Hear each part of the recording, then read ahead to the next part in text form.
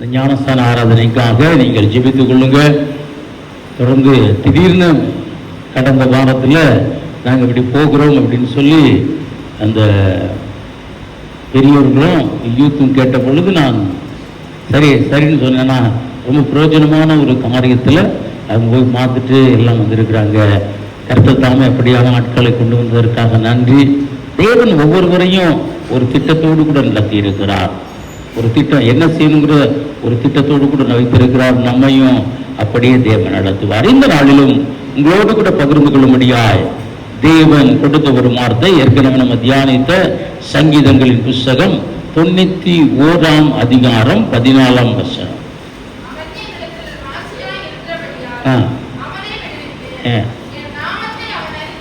என் நாமத்தை அவன் அறிந்திருக்கிறபடியால்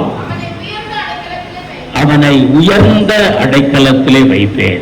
என் நாமத்தை அவன் அறிந்திருக்கிறபடியால் அவனை நான் என்ன செய்வேன்? உயர்ந்த அடைக்கலத்தில் வைப்பேன். உயர்ந்த அடைக்கலம்னா நீங்க ஆங்கில வேதாமத்தில் பார்த்தோம் என்றால் அது ப்ரொடெக்ஷன் என்று சொல்லப்பட்டிருக்கிறது. இந்த நாளிலும் நான் இப்பொழுது உங்களோடு கூட பகிர்ந்து கொண்ட அந்த ஒரு சாட்சி ப்ரொடெக்ஷன். அவர் நாமத்தை, இயேசுங்கிற நாமத்தை அறிந்து கொண்டபடியினாலே அவர் என்ன செய்கிறாரா? உயர்வான ஒரு பாதுகாப்பை தருகிறார். ஒரு நல்ல பாதுகாப்பு, உயர்ந்த அடைக்கலம்னா ஹை ப்ரொடெக்ஷன். இன்னைக்கு ஒருவேளை முதல்வருக்கு மற்றவங்களுக்கு எல்லாருக்கும் போடப்படுகிற ஒரு பெரிய ஒரு செக்யூரிட்டியை காட்டிலும் கர்த்தர் வைத்திருக்கிறார், செக்யூரிட்டி வைத்திருக்கிறார். அதை அந்த சாட்சியை தான் உங்களோடு கூட இந்த நாளில் பகிர்ந்து கொள்ளும்படியாய் கர்த்தர் ஏவினார். அப்படியா ஒரு செகண்டுக்குள்ளே அவர் துணை செய்கிறவராக இருக்கிறார். காரணம், நம்ம இந்த இயேசுங்கிற நாமத்தை என்ன செய்திருக்கிறோம்? அறிந்திருக்கிறோம். இந்த இயேசுங்கிற நாமத்தை அறிந்த ஒவ்வொருவருக்கும் ஆண்டவர் என்ன செய்கிறார்? இந்த அடைக்கலத்தை தருகிறார். அவர் அருகில் இருந்து பாதுகாத்துக் கொள்ளுகிறார். ஏனென்றால் இதை அறிந்தவர்கள் ரட்சிக்கப்படுகிறோம். இதை அறிந்தவர்கள் என்ன செய்யறோம்? ரட்சிக்கப்படுகிறோம். அந்த ரட்சிக்கப்பட்ட ஒவ்வொருவருக்கும் ஆண்டவர் கொடுக்கிற காரியம் ப்ரொடெக்ஷன். அதான் இந்த வேதம் சொல்லுகிறது. என் நாமத்தை அறிந்திருக்கிறபடியினாலே அவனை நான்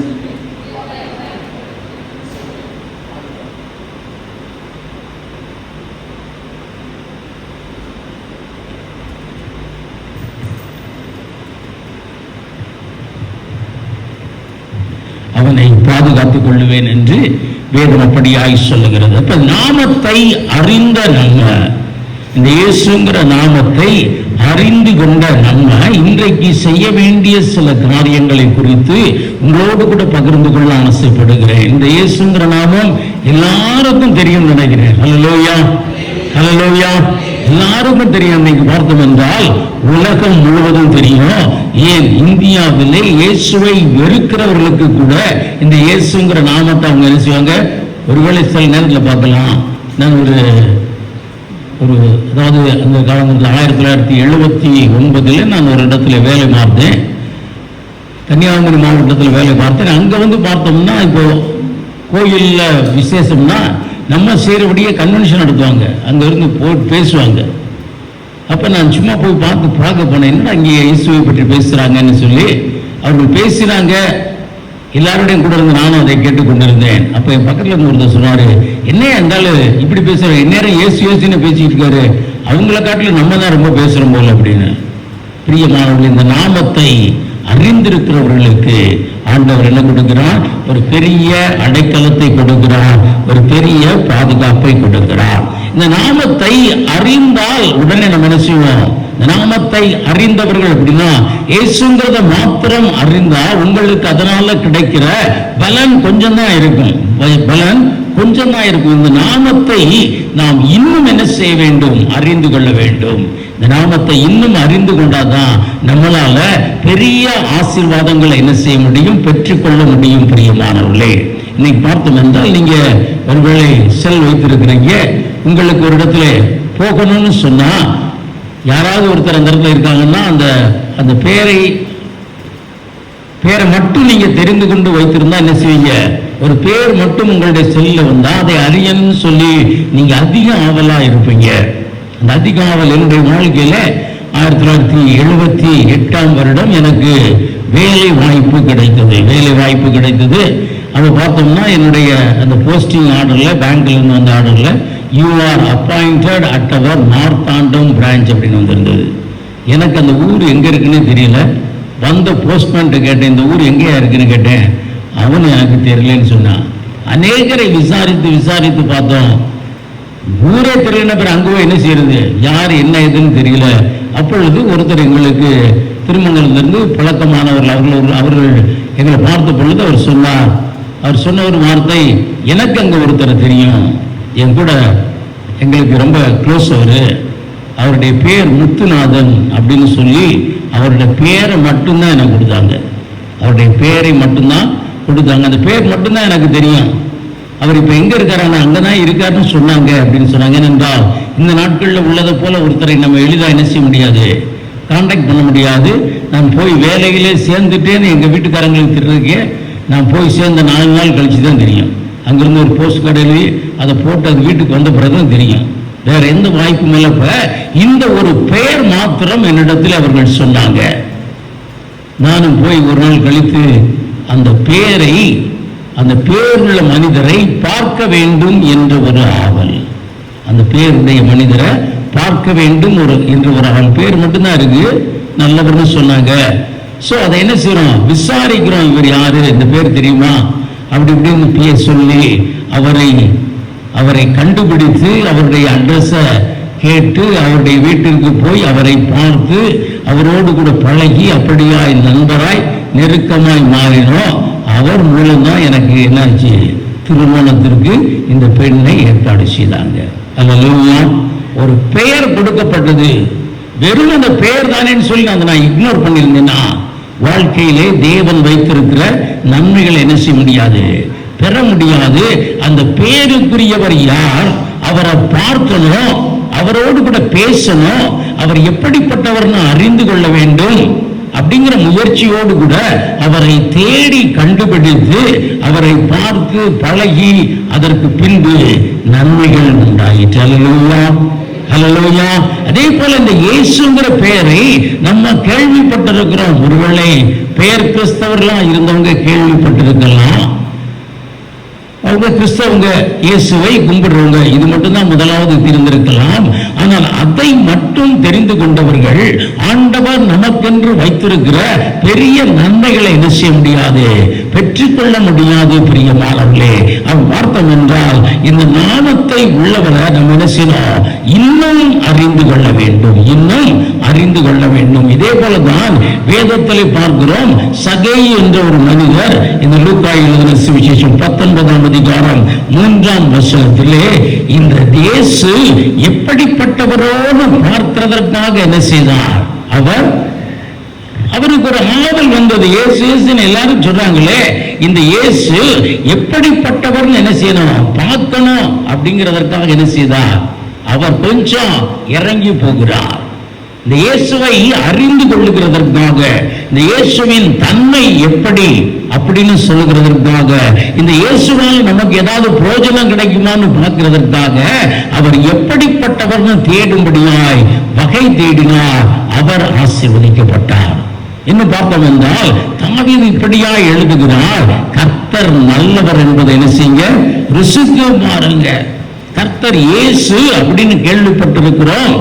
இயேசுவை பின்பற்றுகிறவர்கள் கிறிஸ்தவர்களும் கேள்விப்பட்டிருக்கிறோம். நம்ம ஒரு கிறிஸ்தவ குடும்பத்தில் பிறந்தனால் உள்ள இந்த இயேசு எப்படிப்பட்டவர் என்பதை என்ன செய்யணும், நம்ம கேள்விப்படணும். இயேசு எப்படிப்பட்டவர்ங்கிறத அறிந்து கொள்ள வேண்டும். பிரியமானவர்களே, அறிந்து கொண்டால் அது மிகுந்த ஆசீர்வாதமாயிருக்கும். அறிந்து கொண்டா அது மிகுந்த ஆசீர்வாதமாயிருக்கும். இயேசுவை அறிந்து கொள்ளுகிறதற்கு என்ன செய்யணும்,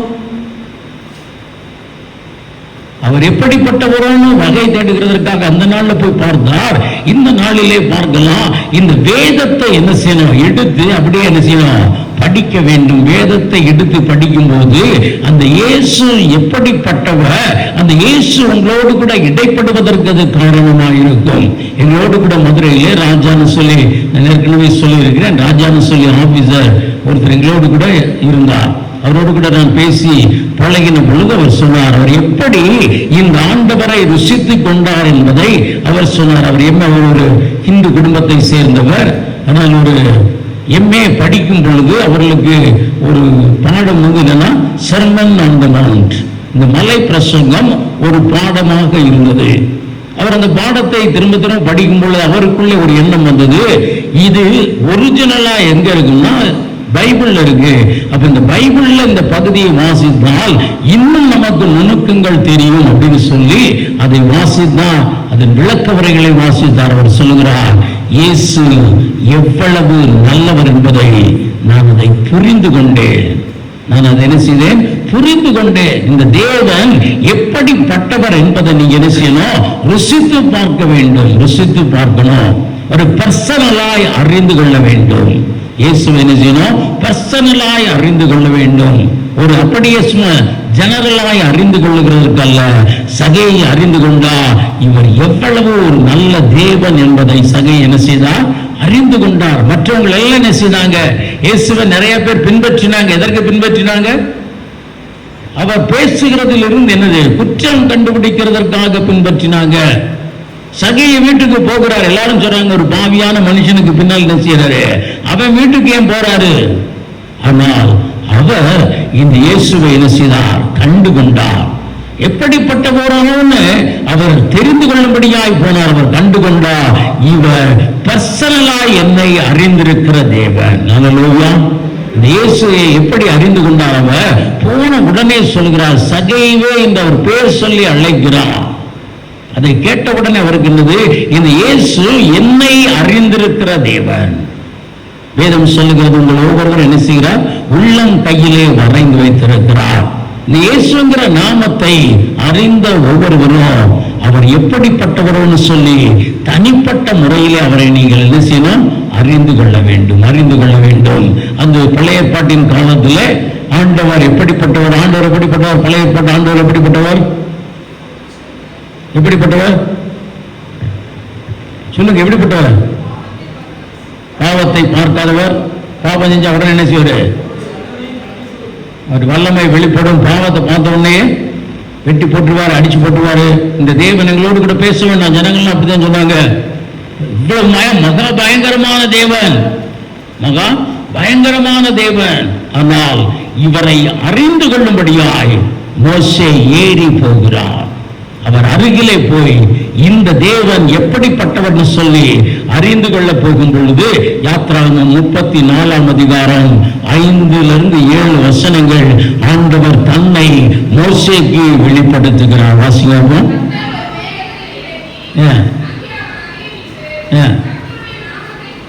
கூறினார்,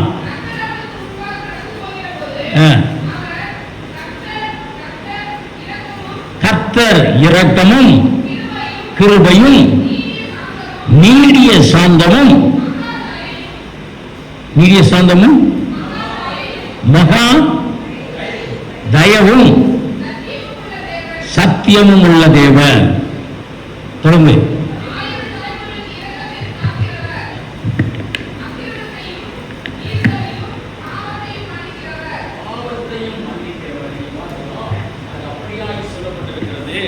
தேவனை பூஜா பார்க்கிறாங்க. என்ன சொல்றாங்க? இந்த தேவன் பயங்கரமானவர். பழைய ஏற்பாட்டு தேவன் எப்படிப்பட்டவர்? பயங்கரமானவர். அப்படித்தான் நம்ம சொல்லுகிறோம். அவர் இறக்கல. தப்பு பண்ணா தண்டனை தான், தப்பு பண்ணா தண்டனை. ஆனால் அவர் அருகிலே சென்று அவர் எப்படிப்பட்டவர்னு பார்க்கிறதுக்கு யார் போகிறார்? மோசே போகிறார். மோசே எப்படி போகிறார்? மலையின் மேல் ஏறி போகிறார். கொஞ்சம் பெயின் எடுத்து அவரை தேடுகிறார். கொஞ்சம் பெயின் எடுத்து அவரை தேடுகிறார். தேடும் பொழுது அவர் கண்டுகிறார். ஏனென்றால் எகிப்து ஜனங்களுக்கு அவர் செய்த காரியங்கள் பயங்கரமாய் இருந்தது, பயங்கரமாய் இருந்தது. அப்படியான காரியங்கள், அவ்வளவு மகா பயங்கரமான தேவன். அவர் எப்படிப்பட்டவரோடு பார்க்கும்படியால் அவர் அருகே மோசே என்ன செய்கிறார்? நெருங்கி போகிறார், நெருங்கி போகிறார். அதுல முதலாம் வசனத்தை வாசிங்க. யாத்ரா 34:1.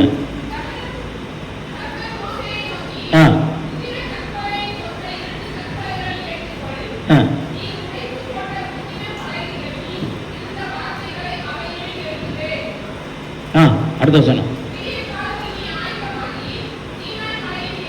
இங்கே பார்ப்போம், சீனாய் மலையிலே ஏறி வா, தேவனை அறிந்து கொள்ளும்படியாய். தேவனை அறிந்து கொள்ளணும். முந்தின கற்பனை எழுதி கொடுத்தால் அதை உடைச்சு போட்டாரோ, என்ன செய்வாரோ ஏது செய்வாரோ, நான் அப்படி கோபத்தில் உடைச்சு போட்டேன்னு சொல்லி அவர் ஏறி போகணும். ஒரு இடத்திற்கு மேலே ஏறி போகும் பொழுது எப்படி ஆயிருக்கும்? மலை ஏற ரொம்ப லேசான காரியம் அல்ல, சற்று கடினமான ஒரு காரியம், சற்று கடினமான ஒரு காரியம். இங்க உள்ள யாராவது மலை ஏறி பார்த்துருக்கீங்களா? மலையில் ஏறி இருக்கீங்களா?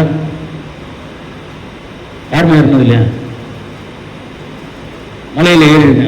மலை நாங்க சின்ன வயசுல எங்களுக்கு இதெல்லாம் ஒன்றும் தெரியாது. அருகில் பக்கத்தில் உள்ள திருப்பன்ற மலை தான் மலை. 10 தடவை ஏறி இறங்கியிருப்போம். மலை ஏறுவது கடினமான ஒரு காரியம். அப்ப ஆண்டவரை அவர் நெருங்கி அவர் எப்படிப்பட்டவர்னு அறிந்து கொள்ளுகிறதற்கு கொஞ்சம் பெயின் எடுத்து, கொஞ்சம் எஃபர்ட் எடுத்து அவர் சொல்லுகிறார்.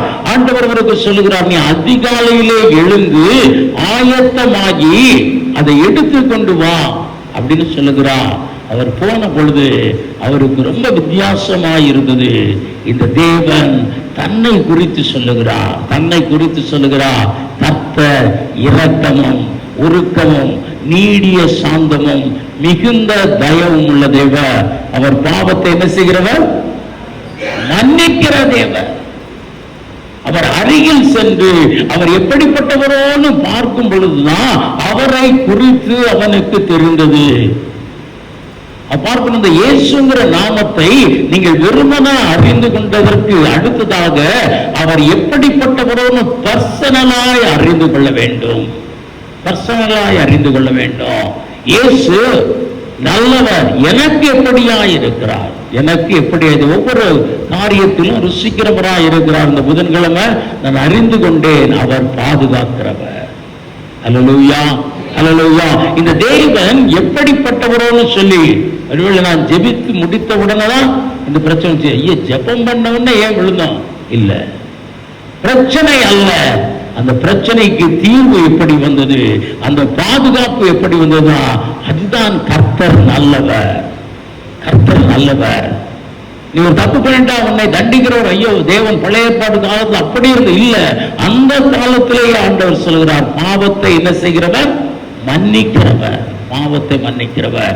இந்த தேவன் எப்படிப்பட்டவர்ங்கிறத என்ன செய்யணும்? நீங்கள் அதிகாலையிலே ஆயத்தமாகி கொஞ்சம் எஃபர்ட் எடுத்து அவர் என்ன செய்யணும்? தேடி பார்க்கணும். பிரியமானவர்களே, அவர் என்ன செய்யணும்? தேடி பார்த்தா தான் அந்த இயேசுவை குறித்து நீங்கள் அறிந்து கொள்ளலாம். அந்த இயேசுவை குறித்து இன்னும் அறிந்து கொள்ளலாம். அந்த இயேசு உங்களுக்காக வைத்திருக்கிற எல்லா காரியங்களையும் நீங்கள் அறிந்து கொள்ளலாம். அதை அறிந்து கொண்டால் தான் எந்த காரியத்திற்கு அவர் மன்னிக்கிறார், அவர் மன்னிப்பை பெறும்படியாய் நாம என்ன செய்யணும், அவருடைய ஆசீர்வாதத்தை பெறும்படியாய் நம்ம என்ன செய்யணும், அவருடைய கிருபையை பெறும்படியாய் இப்படி என்ன செய்யணும் அப்படிங்கிறத நீங்கள் நான் என்ன செய்ய முடியும்? அறிந்து கொள்ள முடியும். பிரியமானவர்களே, அறிந்து கொள்ள முடியும். இந்த இயேசுங்கிற பெயரை நீங்கள் அறிந்து கொண்டீங்க. அவர் எப்படிப்பட்டவரோன்னு என்ன செய்யணும்? அவருடைய தன்மைகளை அறிந்து கொள்ளும்படியா ஒவ்வொருவரும் கொஞ்சம் நேரம் செலவழித்து அதற்காக செய்யும் பொழுது அதை நம்ம அறிந்து கொள்ளுவோம். தேவனின் இயல்பு, தேவனின் தன்மைகள், யாரை கண்டிக்கிறார், யாரை தண்டிக்கிறார், எப்படிப்பட்ட காரியங்களை செய்கிறார். பிதாவை குறித்து தேவன் சொன்ன ஒரு ஊமை தான் கெட்ட குமாரன் ஊமை. பாவத்தை மன்னிக்கிற தேவன். யாருடைய பாவத்தை மன்னிக்கிற தேவன்? கிட்ட குமாரன் வந்த உடனே அவருடைய பாவத்தை மன்னிச்சுட்டாரா?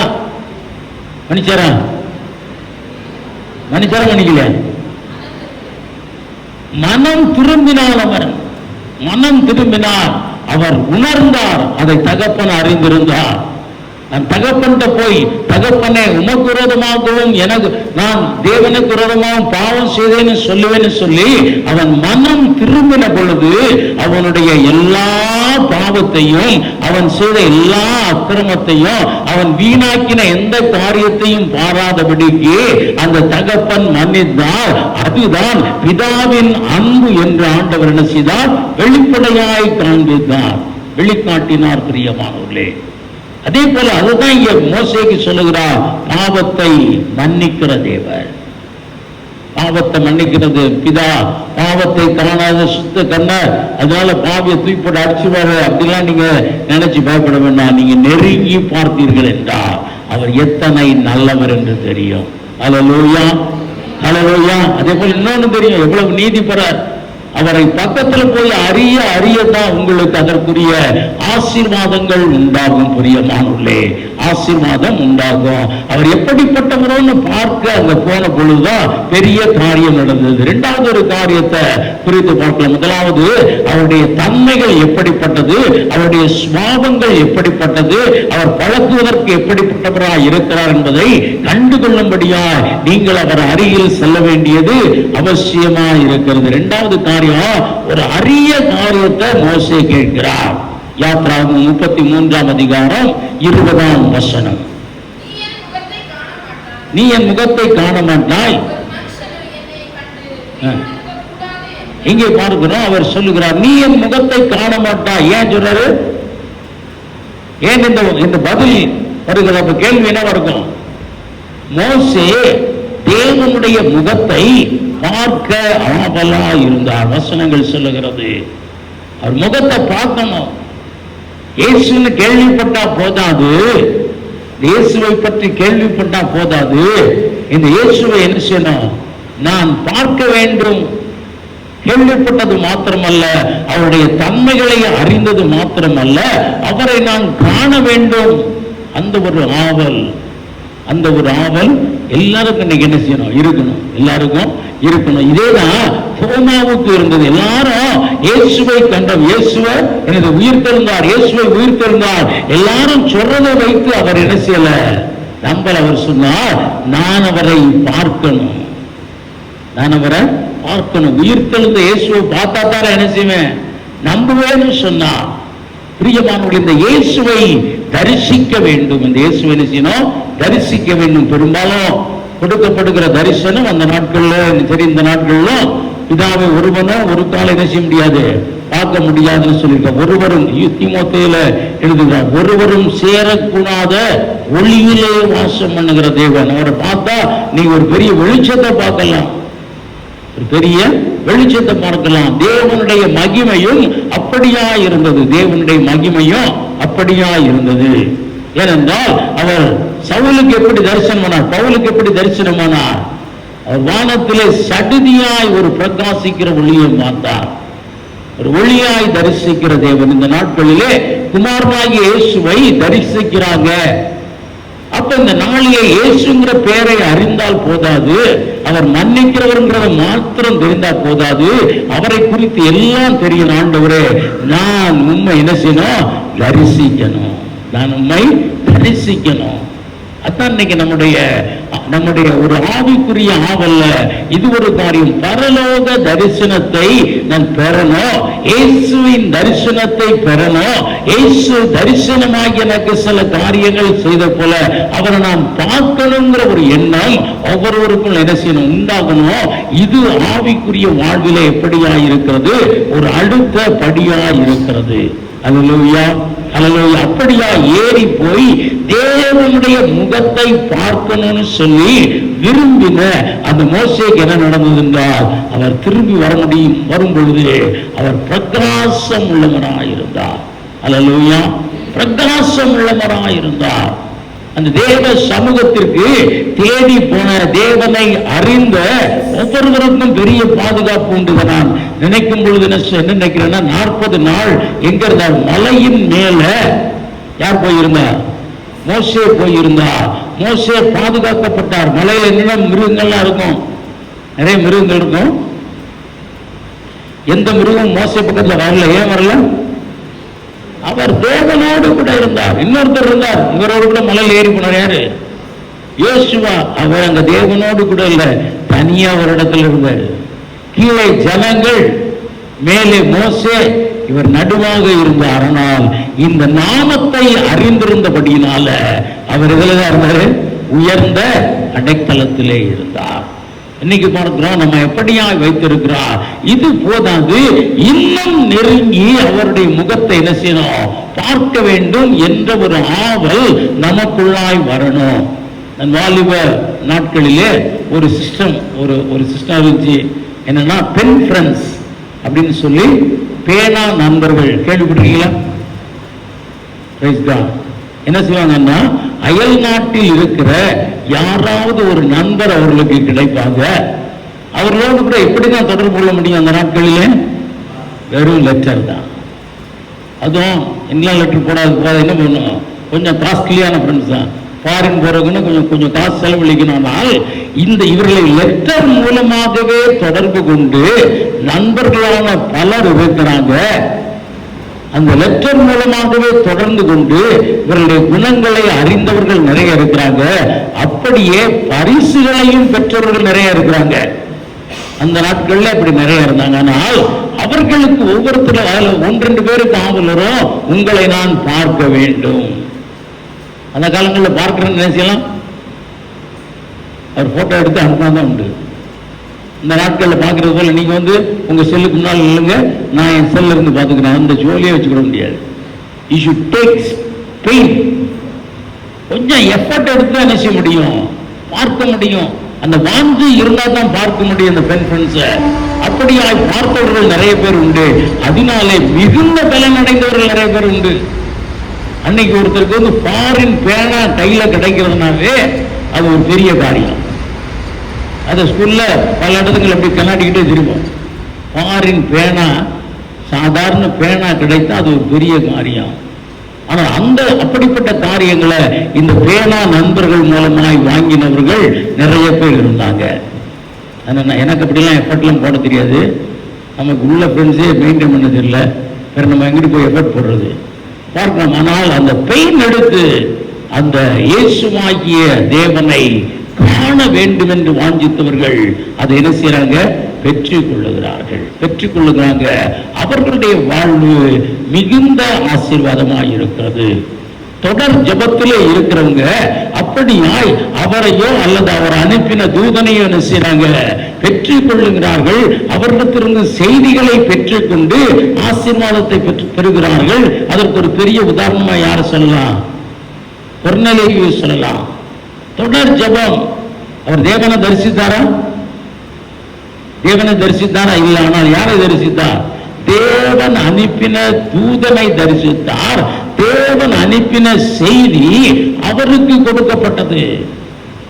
நம்ம ஆவிக்குரிய வாழ்க்கையில இந்த இயேசுவை சும்மா நீ அறிந்து கொண்டா போதாது, அவருடைய குணாதிசயங்களை அறியும்படியாய் நீ இன்னும் நெருங்க வேண்டும்.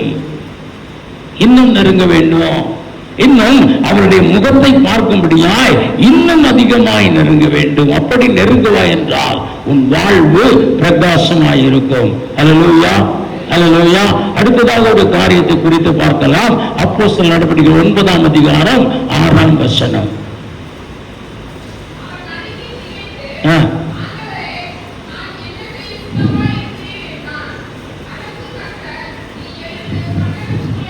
நீ எழுந்து பட்டணத்துக்குள்ளே போ, நீ செய்ய வேண்டியது அங்கே உனக்கு சொல்லப்படும் என்றார். இங்கே பார்க்கிறோம், ஆண்டவரே என்னை குறித்த உம்முடைய திட்டம் என்ன? அடுத்து பார்க்கிறோம், இயேசுவை அறிந்து கொண்டோம், இயேசுவை தரிசனத்திலே பார்த்தோம். இந்த இயேசு எனக்காக என்ன திட்டத்தை வைத்திருக்கிறீங்க? ஏன் என்னை ரட்சித்தீங்க? ஏன் என்னை அபிஷேகித்தீங்க? ஏன் எனக்கு பரிசுத்தாவின் அபிஷேகத்தை கொடுத்தீங்க? ஏன் எனக்கு சில வரங்களை கொடுத்தீங்க? ஏன் எனக்கு நீங்க சில சொப்பனங்களை கொடுத்தீங்க? ஏன் எனக்கு நீங்க இந்த தரிசனங்களை எல்லாம் கொடுத்தீங்கன்னு அறிந்து கொள்ளும்படியாய் விரும்பினா. எனக்கு ஏன் தரிசனம் கொடுத்தீங்க? ஏன் என்னை தரிசனத்தில் பார்க்க வைத்தீங்க? சிலருக்கு ஆண்டவர் என்ன செய்யறாரு, பிரச்சனையை கொடுத்து அவர் பார்க்க வைப்பாரு. பிரச்சனை கொடுத்து என்ன செய்வாரு, தேட வைப்பாரு. அதான் தாவீது சொல்லுகிறார், நான் உபத்திரவப்பட்டது நல்லது, அதனால் என்ன செய்தேன், கற்றுக்கொண்டேன். இங்கே பார்க்கிறோம், போ சொல்லப்படுகிறது. அப்போஸ்தலர் நடவடிக்கைகள் 9ஆம் அதிகாரம் 9ஆம் வசனம் 11ஆம் வசனத்தை நீங்கள் பார்த்தோம் என்றால், 3 நாள் குசியாமல் குடியாமல் ஜெபம் பண்ணி கொண்டிருந்தார். அப்பொழுது அறிந்து கொண்டார், தேவன் என்னை குறித்து என்ன திட்டத்தை வைத்திருக்கிறார் என்பதை என்ன செய்தார், அறிந்து கொண்டார். இங்கே பார்க்கிறோம், தேவனை இயேசுங்கிற பெயரை மட்டும் அறிந்து கொண்டால் போதாது, இயேசு எப்படிப்பட்டவர்னு அறிந்து கொள்ள வேண்டும். இயேசுவின் முகத்தை நீங்கள் பார்க்க வேண்டும். இயேசு கிறிஸ்துவை நீங்க என்ன செய்யணும்? தரிசிக்கணும். மாத்திரம் அல்ல பிரியமானவர்களே, என்னை குறித்து தேவன் என்ன வைத்திருக்கிறாருங்கிற திட்டத்தை நீங்கள் என்ன செய்யணும்? அறிந்து கொள்ள வேண்டும். அறிந்து கொள்ள ஆவல். என்னமோ தெரியல, ஆண்டவர் தான் எங்களுக்கு ஏதாவது நன்மை செய்யணும், ஆண்டவர் தான் எங்களுக்கு ஏதாவது நன்மை செய்யணும். இது எத்தனை பேர் சொல்றோம்? அவர் தான் ஏதாவது செய்யணும். ஆனா அவர் என்ன செய்வார்? அப்பா நீங்க தான் செய்யணும். என்ன செய்ய போறீங்க? என் வாழ்க்கையில என்ன திட்டம் வச்சிருக்கீங்க? எனக்கு எதை கொடுக்க போறீங்க? எனக்கு எப்ப கொடுக்க போறீங்க? இதை ஆண்டவரிடத்திலிருந்து என்ன செய்யணும்? அறிந்து கொள்ள வேண்டும். அறிந்து கொள்ள. அவன் தான் ஆசீர்வதிக்கப்படுகிறான். அவன் தான் மிகுதியான ஆசீர்வாதத்தை பெற்றுக் கொள்கிறான். ஒரு நாள் கிடைச்சா போதும், உங்க பிள்ளைங்க உடனே அம்மா வீட்டுக்கு போகும். ஒரு நாள் கிடைச்சா போதும், ஆம்பளை பையங்க உடனே ஃப்ரெண்ட்ஸை போய் பார்க்க போவாங்க. பிறகு என்னைக்கு அவர்கிட்ட போய் இதை கேட்க? ஒரு நாள் உனக்கு கிடைத்தால் நான் தேவனிடத்தில் இந்த நாளிலே கேட்பேன், ஆண்டவரே என்னை குறித்து உங்களுடைய திட்டம் என்னன்னு நான் கேட்டு என்ன செய்வேன்? அமர்ந்திருப்பேன் அப்படிங்கிற ஒரு பெயின் எடுத்தாங்க, அது கிடைக்கும் உங்களுக்கு. அல்லேலூயா, அல்லேலூயா. ஆதியாகமம் 15ஆம் அதிகாரத்திலே ஆபிரகாம் கேட்கிறார், ஆண்டவரே நீங்க எனக்கு என்ன செய்ய போறீங்க? சும்மா என்ன ஆசீர்வதிக்க போறீங்க? சந்ததியை ஆசீர்வதிக்க போறீங்க? இதே வேண்டாம், அலட்சமாவே என்ன செய்யாதீங்க, அரைக்காதீங்க, எனக்கு புதுசா ஏதாவது சொல்லுங்க. நாள் முழுவதும் பலி செலுத்தும்படியாய் காத்திருக்கிறார். அவர் அறிந்து கொண்டார். அல்லேலூயா. பல தலைமுறைக்கு பின்பாக என்ன நடக்கும் என்பதை அறிந்து கொண்டார். நீங்களும் தேவ சமூகத்தில் உங்களை குறித்த ஒரு திட்டத்தை கேட்பீர்கள் என்றால் நீங்கள் அறிந்து கொள்வீங்க. அந்த திட்டத்தை அறிந்து கொள்ளும்படியாய் முயல வேண்டும். தேவனை அறிந்து கொள், தேவ சுபாவத்தை அறிந்து கொள், தேவனுடைய முகத்தை அறிந்து கொள். தேவன் உனக்காக என்ன திட்டங்கள் வைத்திருக்கிறார் என்பதை அறிந்து கொள். இதே நடக்கலைங்க. அடுத்த பாயிண்ட் எதுக்கு வேண்டாம் நினைக்கிறேன்? அடுத்த பாயிண்ட் வேண்டாம். தேவ திட்டத்தை அறிந்து கொள்ள வேண்டும். தேவன் இந்த உலகத்தின் மேல் வைத்திருக்கிற திட்டத்தை என்ன செய்யணும்? அறிந்து கொள்ள வேண்டும். தானியேல் 10ஆம் அதிகாரம் 12ஆம் வசனம்.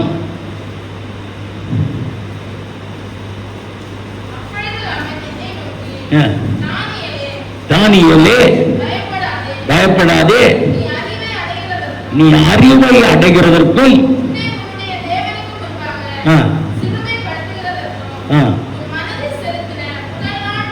முதல் நாள் தொடங்கி உன் வார்த்தைகளை அறிவிக்கும்படியாக நான் வந்தேன். 14ஆம் வசனம். கடைசி நாட்களில் உன் ஜனங்களுக்கு சம்பவிப்பதை உனக்கு தெரிய பண்ணும்படி வந்தேன். தானியேல் ஆகிய நான் பார்க்கிறோம், நல்ல நிலைமையில இருக்கிறான். பாபிலோன் தேசத்துல எந்த ராஜா வந்தாலும் மந்திரி, முக்கிய மந்திரி தானியேல் தான். நேபுகாத்நேச்சாரின் காலத்துல, தரியு ராஜா காலத்துல, இன்னும் கோரேஸ் ராஜாவின் காலத்துல தானியேலின் காரியம் ஜெயமாக இருந்தது. அவ்வளவு ஒரு நல்ல ஒரு ஸ்தானத்துல அமர்ந்திருக்கிறவர் அவர் என்ன செய்கிறாரு? ஜெபிக்கிறார். 3 வாரம் ஜெபிக்கிறார். முதல் வசனம் அப்படியாய் சொல்லுகிறது. 3 வாரம் என்ன செய்கிறார்? உபவாசம் இருந்து ஜெபிக்கிறார். சின்ன சின்ன ஆகாரம், ருசியான பதார்த்தம் உள்ள போகல. அப்படியா கொஞ்சம் தண்ணியை குடிக்கிறார், கொஞ்சம் ஜூஸ் குடிக்கிறார். அப்படியா இருந்து அவர் ஜெபிக்கிறார், ஆண்டவரிடத்தில் ஜெபிக்கிறார். அந்த ஜெபிக்கும் பொழுது கடைசி காலத்தில் சம்பவிப்பதை அறிவிக்கும்படியாய் தேவன் இறங்கி வந்தார். தேவ திட்டத்தை அறிந்து கொள்ள வேண்டும். தேவ திட்டத்தை, ஆண்டவரே எங்களுடைய நாட்டை குறித்து உங்களுடைய திட்டம் என்ன? இப்பெல்லாம் ஆண்டவர் சொல்ல மாட்டேங்கிறாரு. சொன்னா உடனே என்ன செய்வோம்? ஒரு பெரிய போஸ்ட் அடிச்சு வெளியில ஒட்டி அல்லாட்டி ஒரு யூடியூப்ல போட்டு எல்லாத்துக்கும் போட்டு ஆண்டவர் எதான் செய்ய போறா, எதான் செய்ய போறாருன்னு சொல்லி முடிஞ்ச அதை காசாக்கி என்ன செய்வோம்?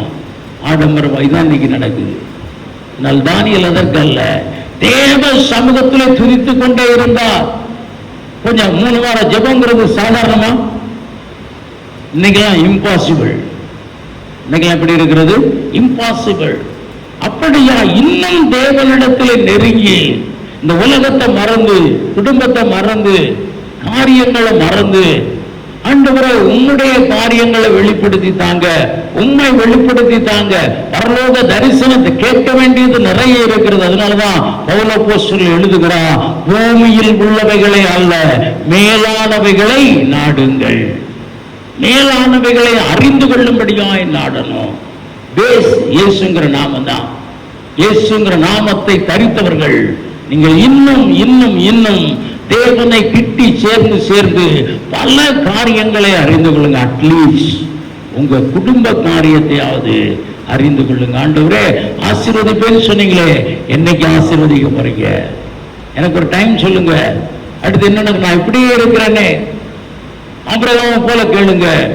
டேக் சம் பெயின்ஸ், கொஞ்சம் பெயின் எடுத்து அப்படியாய் பாருங்க. இன்னும் 2-3 காரியங்கள் இருக்கிறது. நான் ஹெட்டிங் மட்டும் சொல்றேன், நீங்க வீட்டில் போய் பார்த்துக்கோங்க. தேவனுடைய சித்தத்தை அறிகிற அறிவு, தேவனுடைய சித்தத்தை அறிகிற அறிவு, தேவனுடைய வழியை அறிகிற அறிவு, தேவனுடைய வழியை அறிகிற அறிவு. இதை அறிந்து கொள்ளும்படியாய் வாஞ்சிங்க. நீங்க தாங்க பெரிய ஆளு.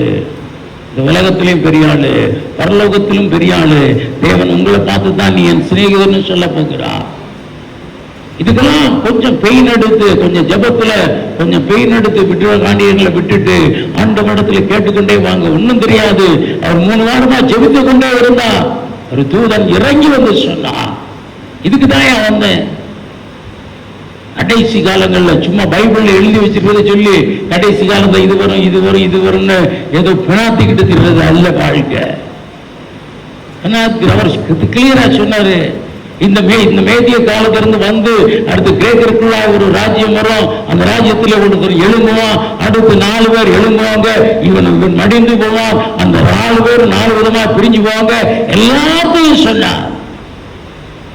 இன்னைக்கு ஆண்டவர் சொல்லி இருக்கிறார், யுத்தத்தையும் யுத்தத்தின் செய்திகளையும் கேள்விப்படும் பொழுது கடைசி காலங்கள் சமயமா இருக்கு அப்படின்னு நினைச்சு அப்படின்னு இருக்குன்னு சொல்லி மத்த 24 அதிகாரத்தில் ஒரு வசனத்தை எடுத்துட்டு ஒரே யுத்தம் வந்தோம்னா கடைசி காலம் வந்துருச்சு. யுத்தம் வந்துகிட்டே தான் இருக்கு, பிரச்சனைகள் வந்துகிட்டே தான் இருக்கு. இது அல்ல. ஆண்டவர் பர்டிகுலராய் உங்களுக்கு சொல்ல போகிறார், உங்களுக்கு சொல்ல போகிறார். இன்னும் இன்னும் தேவ சமூகத்தில் இருங்க. தேவனுடைய நாமத்தை அறிந்து கொண்ட உங்களை உயர்ந்த அடைக்கலத்தில் வைக்கிறார். தேவனுடைய சுபாவத்தை அறிந்து உங்களை தேவனை அறிவிக்கிறவராய் வைக்கிறார். தேவனுடைய முகத்தை தரிசித்த உங்களை பிரகாசம் உள்ளவராய் வைத்திருக்கிறார். தேவன் உங்களை குறித்த திட்டத்தை நீங்கள் அறிந்து கொண்டால் அநேகருக்கு பிரயோஜனமாகவும் தேவனுக்கு உகந்த பாத்திரமாகவும் மாற முடியும். தேவ சமூகத்திலே அப்படியே அமர்ந்திருந்தா தேவ வானத்தின் ரகசியங்களை உங்களோடு கூட பகிர்ந்து கொள்ளுமா? அப்படிப்பட்ட ஒரு பெரிய காரியங்களை பகிர்ந்து கொள்ளும்படியாய் நாமே தேவ சமூகத்தில் அர்ப்பணிப்போம், அதை வாஞ்சிப்போம், பெரியவர்களாய் மாறுவோம். தேவ திட்டத்தை மற்றவர்களுக்கு சொல்லுகிற ஒரு பாத்திரமாய் மாறுவோம். அல்லேலூயா. எங்க காலங்கள்லாம் கடந்து போகுது பிரியமானவர்களே. வயசாகி போச்சு. ரொம்ப நேரம் ஜெபிக்கலாம் இன்னைக்கு எங்களால முடியாது. ரொம்ப நேரம் சத்தம் போட்டு ஜெபிக்க முடியாது. அந்த நாள் முழுவதும் வானம் அதிர்ற மாதிரி சத்தம் போட்டு ஜெபித்தவர்கள் உண்டு. இன்னைக்கு இல்ல. இன்னைக்கு அடுத்து யார் வரணும்? நீங்க தான் வரணும். நீங்க தான் வரணும். மிஷினரி போய் பயணம் போய் பார்த்தீங்க, அந்த வாஞ்சை உங்களுக்குள்ள என்ன வரணும்? வரணும். நான் ஏதாவது செய்யணும். ஏதாவது செய்யணும். என்ன செய்யணும்? ஏதாவது செய்யணும். உடனே ஒரு டிராக்டர் பாஸ்டர் வாங்கிட்டு 4 பேர் கொடுக்க இல்லை. நான் அதை சொல்லவே மாட்டேன். அமர்ந்துரு, ஜெபி. ஆண்டவரை நான் என்ன செய்யணும்? எஜமான போய் கேளு, ஐயா அறுப்பு மிகுதியா இருக்கு, உடனே நான் அறுப்புக்கு போறேன் அப்படின்னு போகாத. ஆண்டவர் உடனே அறுப்புக்கு போகணும்னு சொல்லுவார் நினைக்காத. ஆண்டவர் என்ன சொன்னார்? அறுப்பு மிகுதி ஆட்கள் குறைவு, அறுப்புக்கு வேலையாட்களை அனுப்பும்படியாய் எஜமானிடத்துல வேண்டிக் கொள்ளுங்க. நீங்க ஜெபிங்க. ஆண்டவரே, இந்த பகுதியில அறுப்பு அதிகமாக இருக்கிறது, அறுப்புக்கு ஆட்களை அனுப்புங்க, ஜெபிங்க. ஆண்டவர் ஒரு நாள் சொல்வார், ஏன் நீ போக கூடாது, அன்னைக்கு போ, அது ஆசீர்வாதமாக இருக்கும். தேவ திட்டங்களை அறிந்து கொள்ளும்படியாய் ஜெபம் ஜெபம் ஜெபம். கிறிஸ்துவின் நாமத்தை அறிந்து கொண்டவர்கள் அட்லீஸ்ட் ஒரு நாளைக்கு அரை மணி நேரமாவது கண்டினியூஸா ஜெபிக்கணும். அரை மணி நேரமாவது கண்டினியூஸா ஜெபம். அப்படி 2 ஜெபிச்சோம்னா ஒரு நாள் 1 மணி நேரமாவது ஜெபிக்கணும்.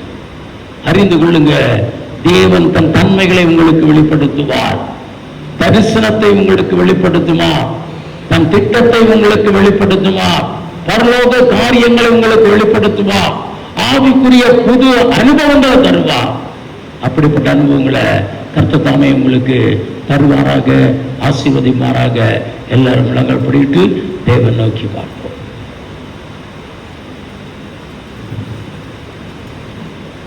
நன்றி தகப்பனே, நமக்கு சோதரமாப்பா. ஆண்டவரே, புதிய அனுபவங்களை தாங்க, புது பலனை தாங்க, புது பலனை தாங்க.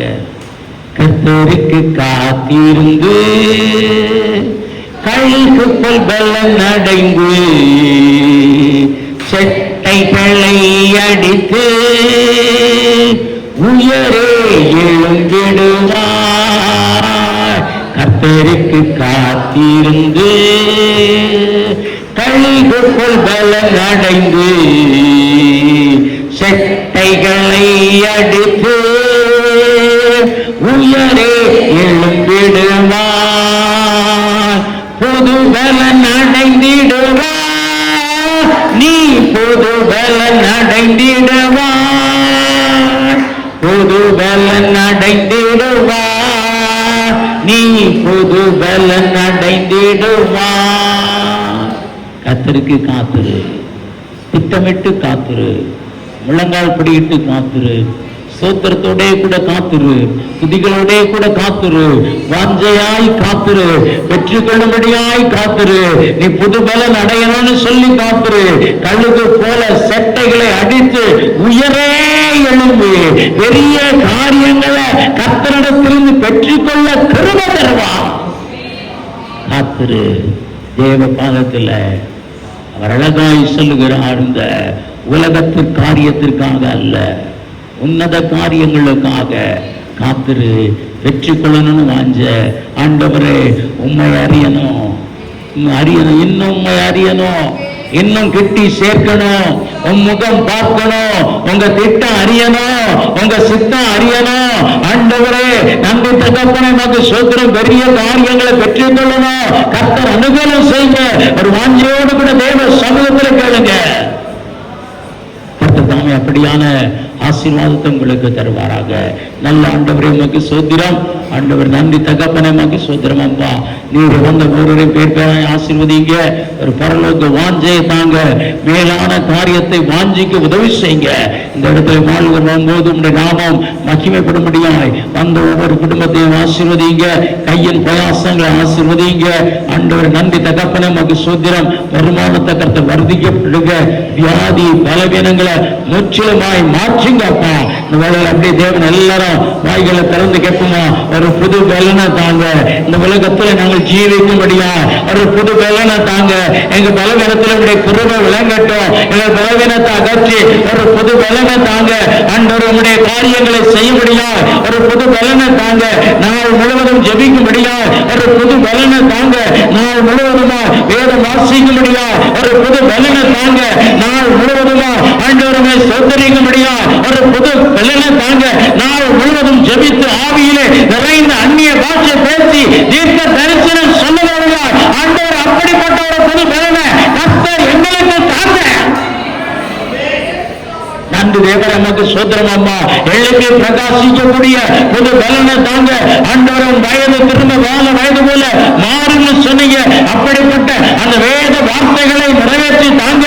ஒவ்வொருவருக்கும் ஒரு புதிய பலன் தாங்க. பலவீனங்கள் அகற்று போகட்டும் இயேசுவின் நாமத்திலே. கர்த்தரப்படி செய்து நடத்துங்க, பெரிய காரியத்தை செய்யுங்க. அந்த ஒருவரையும் பேர் பேராய் ஆசீர்வதிங்க. ஆண்டவருடைய சட்டையின் மரலை மறைத்து பாதுகாத்து ஆசீர்வதிக்கும்படியாய் இயேசுவின் நாமத்தில் ஜெபிக்கிறோம் நல்ல பிதாவே, ஆமென். என் ஆத்துமாவே கர்த்தரை சோஸ்திரி, என் முழு உள்ளவருடைய நாமத்தை சோஸ்திரி. என் ஆத்துமாவே கர்த்தரை சோஸ்திரி, கர்த்தர் செய்த சகல பாரலை மறவாதே. ஆமென். என்னுடைய கர்த்தராகிய இயேசு கிறிஸ்துவின் கிருபையும் பிதாவாகிய தேவனுடைய அன்பும் பரிசுத்தாவின் அந்நிய ஐக்கியம் சந்தோஷம் சமாதானமும் நம்மனோடு கூட இன்று சதாகாலம் உண்டாயிருப்பதாக. ஆமென். அல்லேலூயா, அல்லேலூயா, அல்லேலூயா.